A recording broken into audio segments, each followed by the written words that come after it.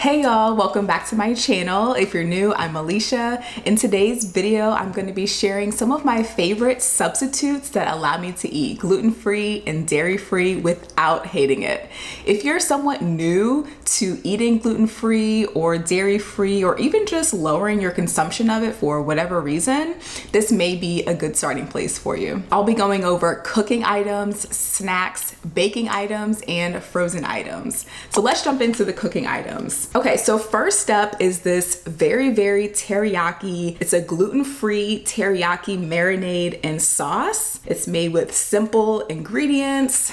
There's no preservatives, and this is a really nice teriyaki sauce. It's kind of tricky to find teriyaki sauce without soy sauce, but this is made with tamari sauce, which is gluten-free. So tamari sauce can be a nice substitute for soy sauce, and this is tamari sauce based. So very delicious. Tamari sauce tastes very similar, if not identical, to soy sauce. So the fact that the base of this is tamari sauce makes it really delicious, and you probably can't even tell that it's gluten-free. Next up is a fairly new purchase as well. Y'all, I had to get over the title. This is oyster flavored sauce. It's a vegan sauce, so there's not actual oyster in it. I guess it's just supposed to resemble the flavor of oyster sauce. It was a required ingredient in this spicy basil chicken stir fry that I made. So I decided to kind of trust the recipe and to get it and include it. And I'm so glad that I did. I can't taste exactly what this sauce tastes like in the recipe, but the rice turned out delicious. So this is now in my arsenal, and I'm sure as I continue to make other Asian meals, I'll find other uses for it. Next, again, I have similar feelings. I'm not a big fish person. I'm a shrimp person, but I have this Red Boat fish sauce that a couple of the recipes that I make call for fish sauce. So this is a gluten-free fish sauce, and fish sauce is kind of commonly used in different Asian dishes. So the chili that I make calls for fish sauce, so this is what I use. Next up is an alternative to soy sauce. So like I mentioned, tamari sauce is an excellent alternative for soy sauce. So is coconut aminos. It's vegan, it's gluten-free, but this is also soy-free. So if you're avoiding soy as well, this is a really nice option. And I probably use this sauce the most out of all of the ones that I've shown you so far. This is my go-to and what I use in a lot of Asian dishes, stir fries, that kind of thing. Really delicious. And this is Arrowroot. So Arrowroot is a grain-free alternative for cornstarch. So you would use it as cornstarch, and it can be used as a one-to-one replacement for cornstarch in most recipes. So this is great for thickening soups, sauces. It says pie fillings. You can use it in baking in replacement for cornstarch. So I've used this to thicken like a homemade stir fry sauce.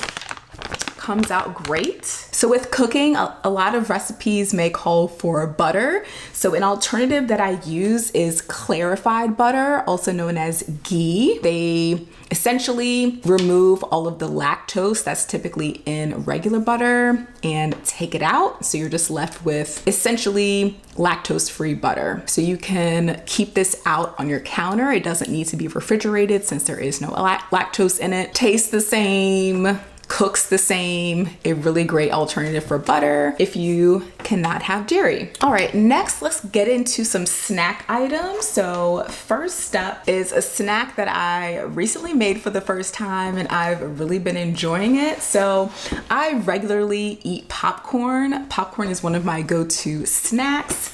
So let's discuss this first. So this is the brand that I typically buy, this Skinny Pop sea salt popcorn. Popcorn is gluten-free. This is also dairy-free because it has no butter.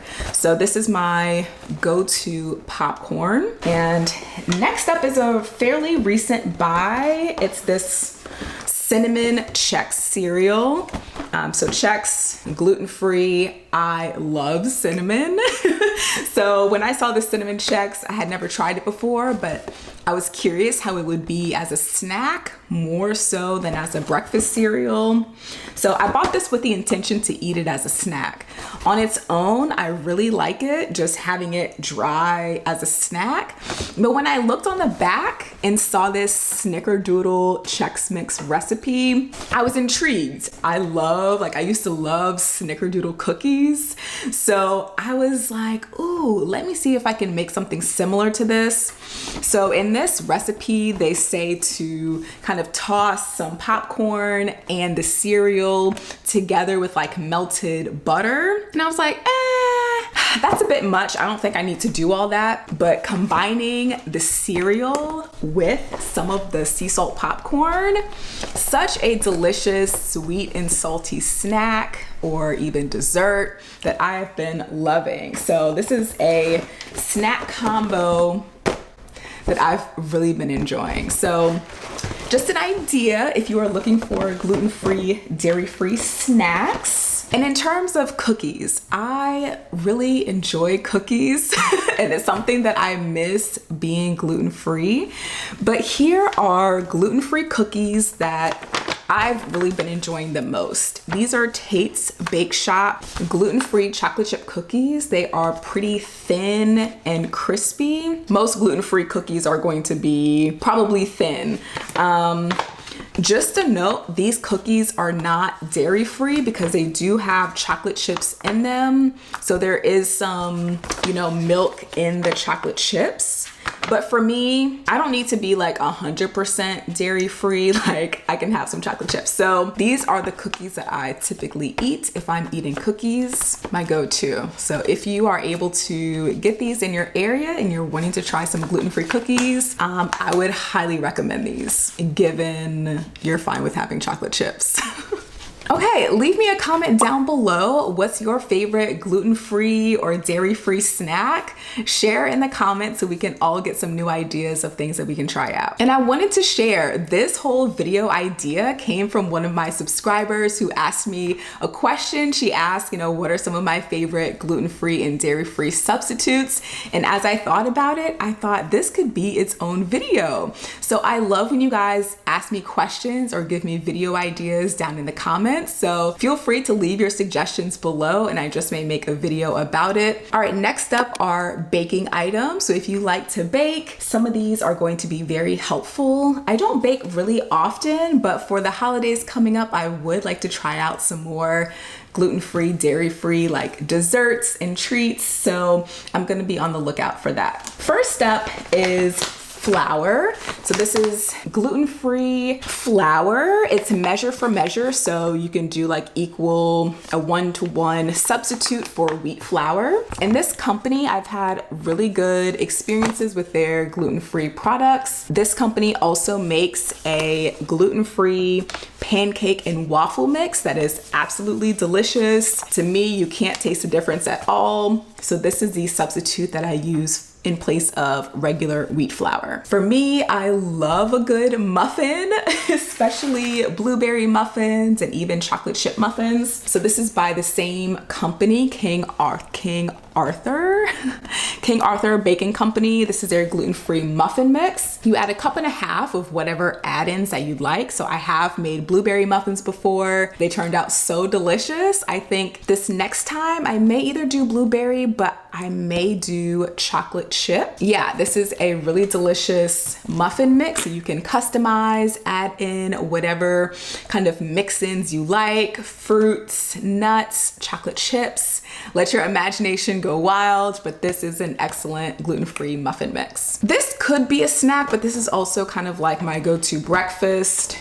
Classic Cheerios, gluten-free.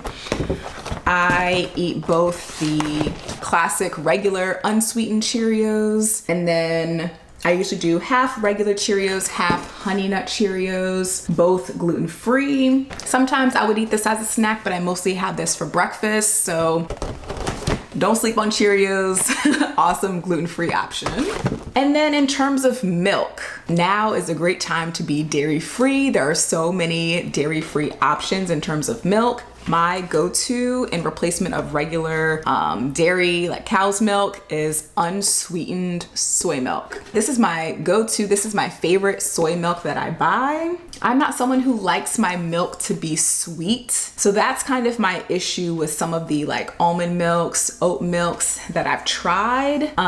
They're just too sweet after I've gotten accustomed to unsweetened milk. So there are so many options out there. Kind of try and see what works for you, whether that's cashew milk, oat milk, almond milk. The options are endless these days, but that's my go-to. All right, next up are the frozen items. So when I first had to go dairy-free, I was so sad about not being able to eat real ice cream.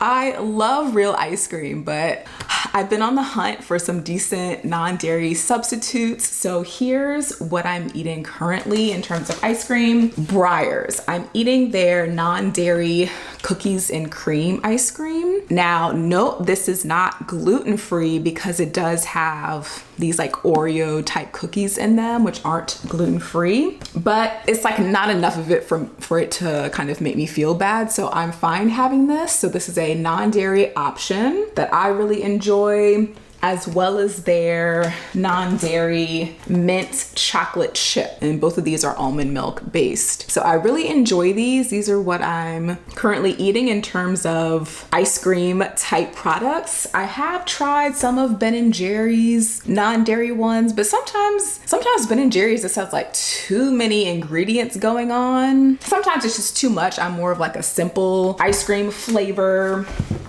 girl. So that's what I'm currently eating in terms of ice cream. Other frozen items, when I want waffles, I've been eating these Vans gluten-free blueberry waffles. They are gluten-free, dairy, and egg-free, but it does have a decent amount of whole grains because it's made out of whole grain brown rice instead of wheat. So these are all right. Like, they're not anything like spectacular, I would say, but a decent option to have if you just feel like a waffle. And then a couple more things. So this last brand that I'm going to mention is called Feel Good Foods, and they make gluten-free snacks. So this is something that I have repurchased several times. This is their pork pot stickers. I've never been like a pot stickers person until I went gluten-free and just like needed more options. Saw it in Whole Foods and decided to try it. I've been rebuying it ever since. They have pork pot stickers, I believe chicken and vegetable. I've had the pork ones and maybe the chicken. I think I might have had the chicken once, but I'll be trying all three because they are really, really good. Quick to make, just on the stove in a matter of like 12 minutes. And it comes with tamari dipping sauce. So that same kind of gluten-free substitute to soy sauce. And then the same brand makes vegetable egg rolls.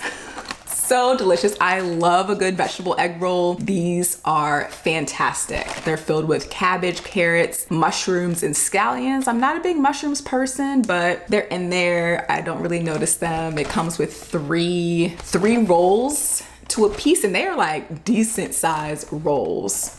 So excellent product by Feel Good Foods as well. And I usually have a sweet chili pepper dipping sauce that I get from Whole Foods that I believe is gluten-free as well. Let me go grab that. Yes, so this is the sweet chili sauce that I will dip the veggie egg rolls in. Very delicious. Get this from Whole Foods. It's gluten-free, it's dairy-free, spicy and sweet. Yum. I hope you found this video helpful. If you enjoyed this video, you'll probably enjoy my what I eat in a day video. So I'll go ahead and have that linked for you to check out next. Thank you so much for watching, and I'll see you in my next video. Stay true to you.